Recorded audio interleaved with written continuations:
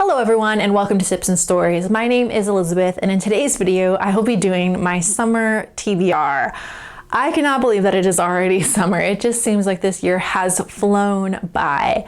But like many of you, summer is one of my favorite seasons to read. I especially love those long, lazy afternoons of sitting outside with a cold beverage and my favorite book of choice.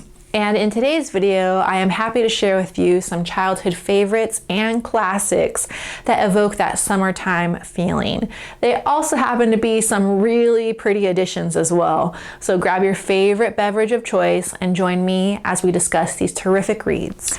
The first book that I am so excited to read this summer or reread is Tom Sawyer by Mark Twain. And this edition by Abbeville Press also includes the Norman Rockwell illustrations and supplementary material. And these editions came out last year, but they are absolutely beautiful in person.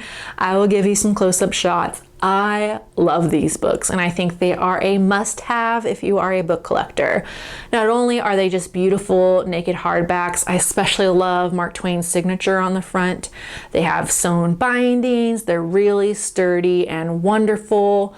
But they include all of Norman Rockwell's original illustrations and a lot of supplementary material about Norman Rockwell and how he undertook this very famous commission to illustrate the Mark Twain classics, both Tom Sawyer and Huckleberry Finn. So I recommend these books if you're a book collector, if you're a fan of Mark Twain, and if you're a fan especially of Norman Rockwell. These ones are a must-have.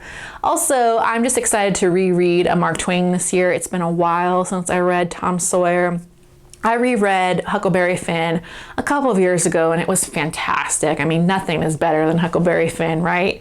And I think these books are important more than ever. I know Mark Twain, especially Huckleberry Finn, is under fire lately as being racist and inappropriate, and I couldn't disagree more.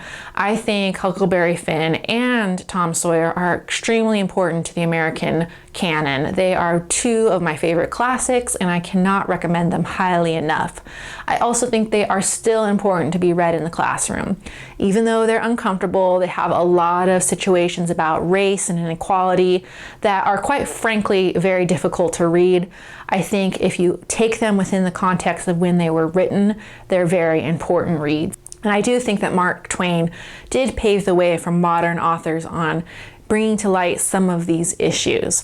But that aside, these books really too are some of the best adventure stories in literature. They're a lot of fun. They're a lot about boys being boys.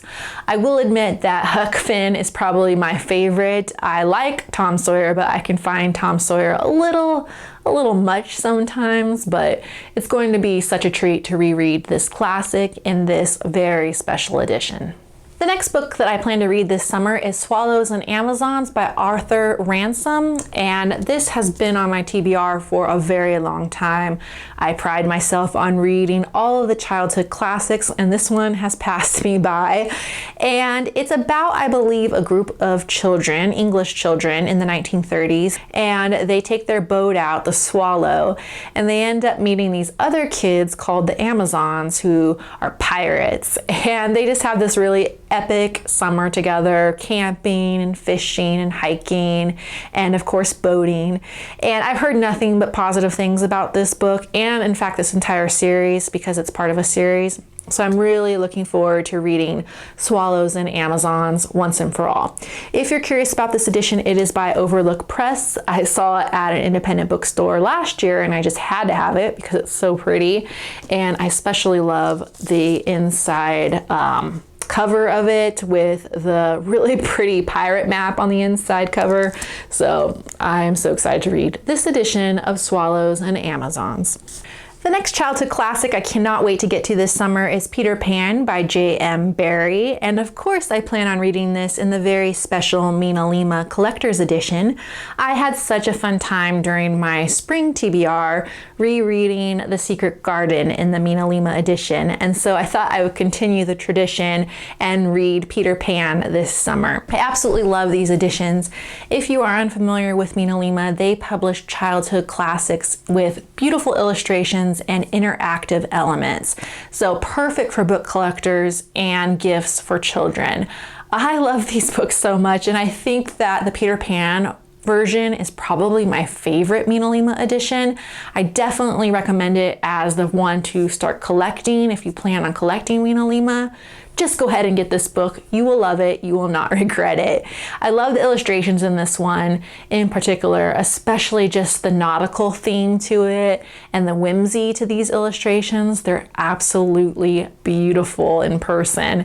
And of course, nothing evokes that summertime feeling more than Peter Pan, just with the Lost Boys and the pirates and the Indians. It's such a fun book, and I absolutely love this story. I think when I'm finished, I'll go back and watch the Disney version, the Disney cartoon, and then maybe have a Peter Pan marathon with Hook, with Robin Williams, and maybe Finding Neverland with Johnny Depp. That movie always makes me cry. So cannot wait to revisit Peter Pan this summer. The next children's book that I plan to read this summer is The Penderwix by Jeanne Birdsall. Yet again, another one that has been on my TBR for a very long time, but unlike Swallows and Amazons, which was published in the 30s, I believe that this book was published in 2005, so it's a fairly recent novel, and I know that a lot of my favorite booktubers love The Penderwix, especially Krista from Books and Jams. She is always raving about The Penderwix, and I'm very excited to read it this year once and for all. The reason that I have stalled on this book is because it says that it is a summer tale of 4 sisters, 2 rabbits, and a very interesting boy. So I've always been meaning to read it in the summer, and then I always forget about it, and then all of a sudden it's winter, and I just feel that I cannot read this book during the winter, which is ridiculous, I know. But if I like it, which I know I will, it is also part of a series, and I think it'll just be fun to read this entire series, because if Krista has anything to say about it, it is a fantastic middle grade series. Alrighty, the next classic I plan to read this summer is Persuasion by, of course, Jane Austen. And this is my pick for Jane Austen July. This is one of the Thomas Nelson Seasons edition, the summer season. It came out last year, and I just couldn't wait to get my hands on it. And it's very beautiful in person. It has a nautical theme to it because, of course, the book features Captain Wentworth, a Navy officer, and then there are a lot of pivotal scenes that take place at the seaside. It's just a beautiful love story about how Anne Elliot and Captain Wentworth reconnect after years being apart. It's one of the most beautiful of Jane Austen's novels, and I cannot wait to read it for Jane Austen July. So I will link those announcement videos below because I believe they are reading both Mansfield Park and Persuasion this summer. And I prefer Persuasion because it's shorter, to be honest. It's Jane Austen's one of her shorter novels, like Northanger Abbey. It's only about 250 pages, so you can read it in one weekend probably. Also, because it has the summery feeling to it, of course, I would like to read it this summer.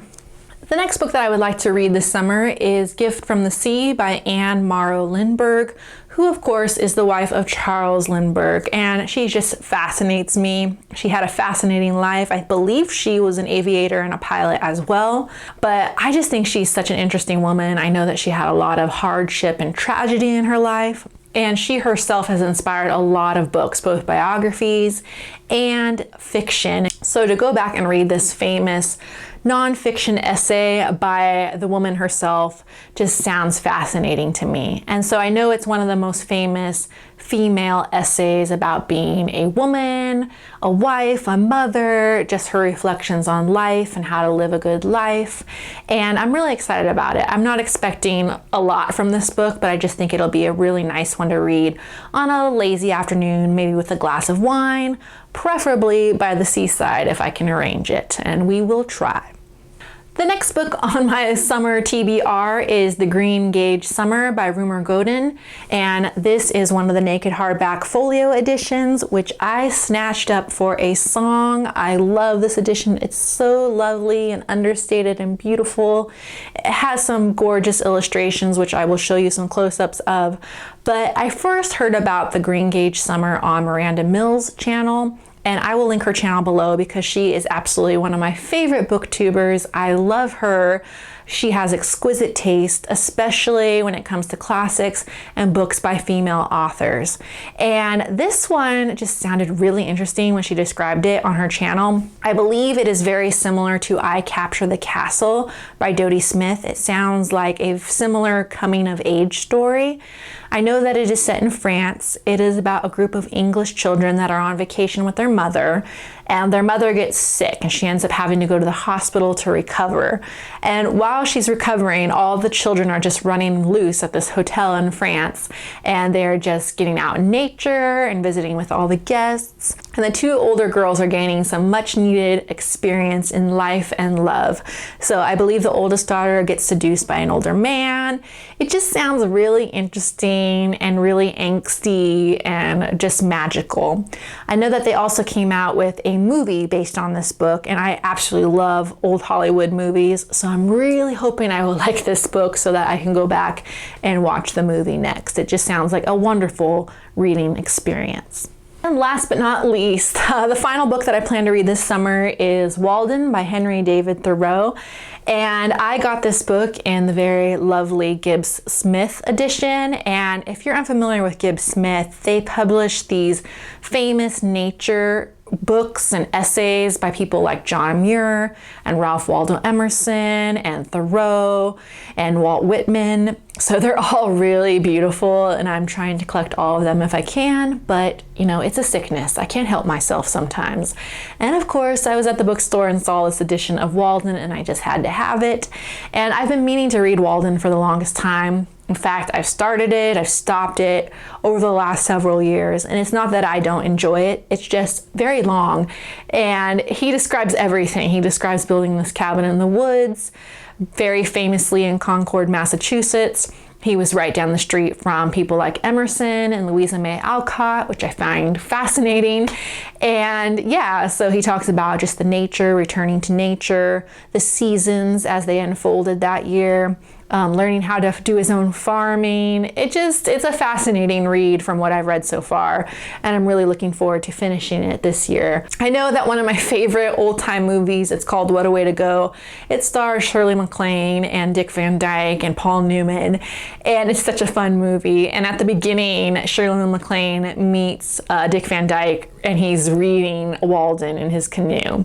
And that's kind of how the couple get together at the beginning of the movie. And it's so funny because Dick Van Dyke is always quoting from this book, and he's always saying, simplify, simplify, simplify. So I can't wait to simplify and read Walden once and for all. Well, there you go, everyone. Thank you for joining me for my summer TBR. I am very excited about all of these books, and nothing makes me happier than reading a classic in a very special edition. It's just my favorite thing in life. Thank you, everyone, and have a great day.